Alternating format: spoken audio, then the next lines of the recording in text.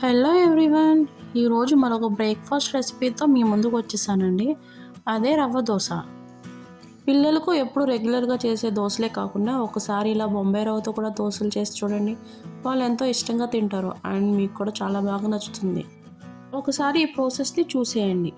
ముందుగా ఒక బౌల్ తీసుకుని అందులోకి 1/2 కప్ వరకు పెరుగుని తీసుకోవాలి. పెరుగు అనేది గడ్డలు లేకుండా సాఫ్ట్గా చిలుక్కోవాలండి. ఇప్పుడు అందులోనికి తగినంత సాల్ట్ని యాడ్ చేసుకుని ఒకసారి మొత్తాన్ని బాగా కలుపుకుందాం.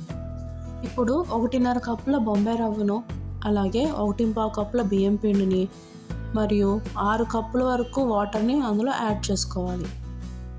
మనం వేసుకున్న ఇంగ్రీడియంట్స్ అన్నీ బాగా కలిసేలాగా ఉండలు లేకుండా కలుపుకోవాలి.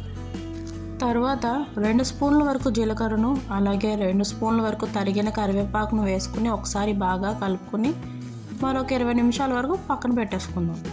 20 నిమిషాల తర్వాత ఒకసారి బ్యాటర్ మొత్తాన్ని మళ్ళీ కలుపుకోవాలి.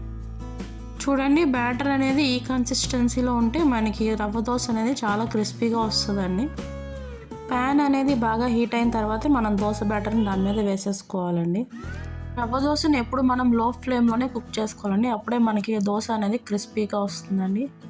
ఇప్పుడు ఆయిల్ని యాడ్ చేసుకుని దోశ అనేది one side golden colour and crispy అయ్యేంత వరకు కాల్చుకోవాలి. Once crispy and golden colour వచ్చేసిన తర్వాత ఫ్లిప్ చేసుకుందామండి. సైడ్ కూడా బాగా కాల్చుకున్న తర్వాత సర్వింగ్ ప్లేట్లోకి సర్వ్ చేసుకోవడమే.